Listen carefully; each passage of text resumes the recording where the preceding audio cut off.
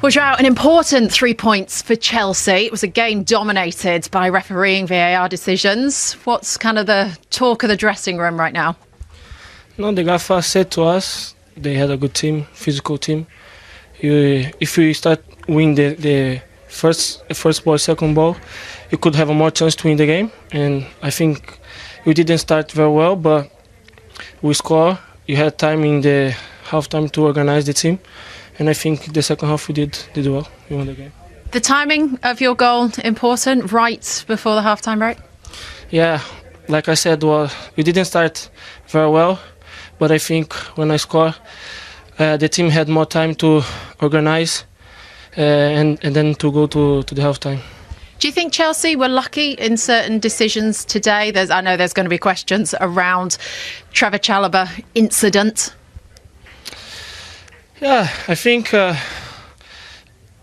ref make his decision. I don't have nothing to say about, but yeah, if he gave that, I think he was good for us. Were you worried that you might have been penalised in the build-up to the second goal? It was eventually given as a penalty, but were you worried for a minute there?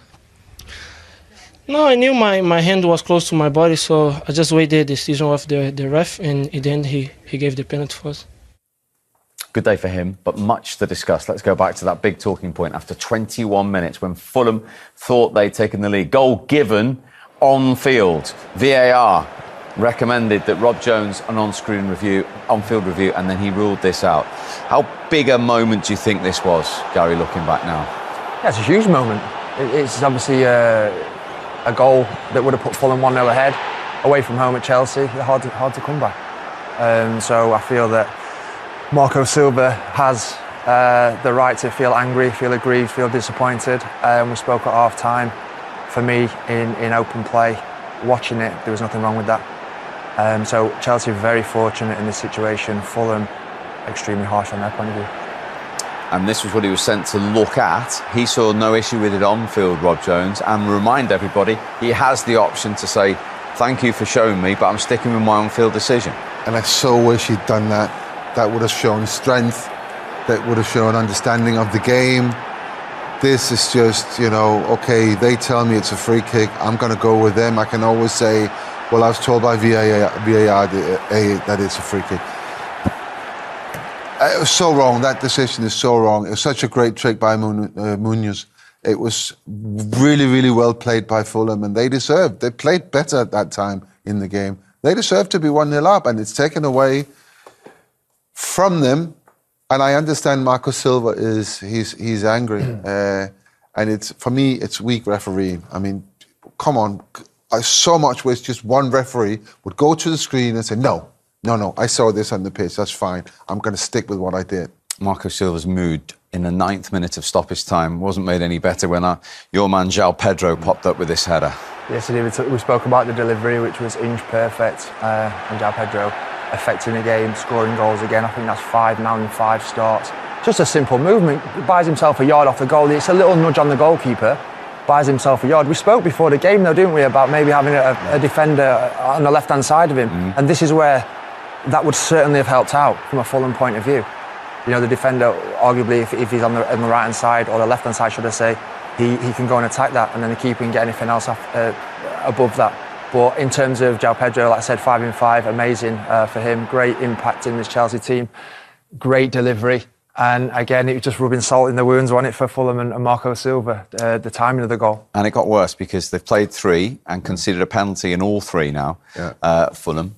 What did you make of this series of events here? Well, I actually think the actual decision is right. I think it is a penalty. We can talk. The penalty comes up here. That is definitely hits his arm, and it's out there. All the Chelsea players, they saw it. They're appealing straight away. Why is the referee not seeing it? Why does he have to spend 8 minutes going to the screen? And they go through. But ultimately, they've come to the right decision. Yeah. So ultimately, this is actually a good use of VAR. Well, they've checked the foul and they've checked the accidental handball with João Pedro. Everyone happy with that? I know you want to say that it's a good use of VAR. I'm looking for something different. I want the referee to give that. I mean, it's but ultimately, Peter, we've got the right decision on field. Yeah. Well, I agree with that. What's the rules for this? I mean, accidental. He says his arm is in tight, but it's not. So you think that should be handball and no penalty then? No, I'm just saying, what is the rule there? He claims his arm is inside. What is the rule? If they go through every little bit in the run-up to that, then that's a handball. Yes or no? Was that a penalty? Yes. So when we've it got reached the right to decision. it was a penalty, yes. Yeah, I agree. But we're looking at two different situations with this VAR. Now, I'm saying at half-time that Rob Jones was put under immense pressure by VAR on that decision for Fulham's goal. When he goes to the screen and it freezes it on that situation, it looks a foul. This I have no problem with. The fact that Rob has missed this in open play, the VAR gets involved, he sees it now. There's nothing in the first two. I don't think there's anything in this foul here now. That's too soft. The ball comes in. And my criticism to Ryan Sessegnon is, when you're going to block the ball, you can't turn your back. You have to take it face on, you have to stand up to it. And the way he turns his back, naturally his arms are going up, and then his arms are in an unnatural position. So I have no arguments with this decision. So when you say the correct decision by VAR, you can say yes and no. Of course, they ended up with a penalty. It was a penalty. I still think, because Rob Jones is only like 10 yards away, I still think he should see that. Every other player on the pitch saw it and give the penalty. And then VAR go in, and then they check every little bit. But they started off checking every little bit running up to the handball, and then they gave the penalty.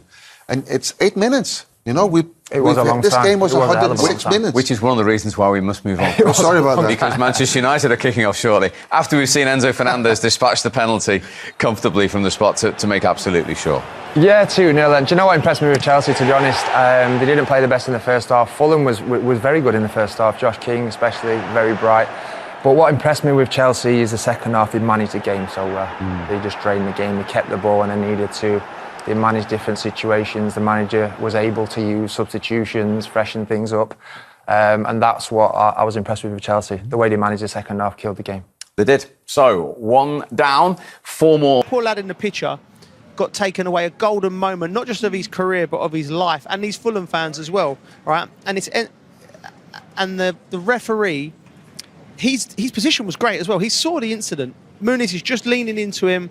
There's going to be contact. It's not a sport where you cannot, bumps and things like that. So the referee's seen it, and then he's got called back, and then he's gone to the monitor. It just seemed it's too much for me, Linz. I don't like it. We're going to talk more about the decision. Yeah. First of all, though, we're going to see what Josh King, 3 consecutive starts, and what a start he's had. He spoke so well as well, Josh King. Obviously felt it was a perfectly good goal, as did many. Let's look back at that decision again, Karen, then. First of all, was it a careless tackle? And secondly, was it a clear and obvious error to instigate that VAR intervention? I think Lucy mentioned it and I said it at half-time. I think the word careless tackle that was used by the referee, I think he'll go back and think probably shouldn't say it because he's not careless, because he's using the ball, he's trying to do, we used to call it the Maradona term, I don't know about you, he's trying to do that movement and he's focusing on that. That's not careless, he's trying to that use just the ball. happens in football. And in football, people tread on your feet all the time. It happened to me, it happened to Joe, I'm sure. So I think he might, but we have to respect that referees aren't trained throughout their lives as referees to come out and tell everybody what they're thinking. So I think he might reflect back and go, I probably shouldn't have said that. But he still disallowed the goal, so he clearly felt... Yeah, so I think the goal should have stood. I think it's not a clear and obvious error. And I think what Josh said there in his interview, he used words like emotion and feeling, and he mentioned the word passion. And we want to bring in technology to make our game better, but we can't remove emotion, feeling and passion, because as players, managers and fans, that's what football's about. So the decisions have to be right. I don't think VAR should have got involved. I think we should be celebrating an 18-year-old's fantastic goal, and we're not. And I think, look, Chelsea will be like, thank goodness, but I really feel for him. Does it make you sad, Joe, that this kind of passion and emotion that we potentially could lose this from the game? Yeah, well, listen, this is an impassioned plea for football because, Karen's right. Technology can come in and improve the game. I'm thinking goal line technology. Yeah, that's good. The offside line, that's good. But this is too much. And what's going for the governing bodies to run it back, you have to think all of them people that have put their name to it. There's a lot of money that's gone into it. There's a lot of jobs around the world, a lot of technology. you know. But sometimes you have to say, look, is the juice worth the squeeze? Like, what is it giving us? Sorry. What is it? No, but what I mean is what is it giving us as a football? Because when you come to football, you don't come to football to be to wait around for somebody in an office to slow down an incident and decide whether or not football isn't that. It's flowing. It's even that word they use, careless tackle.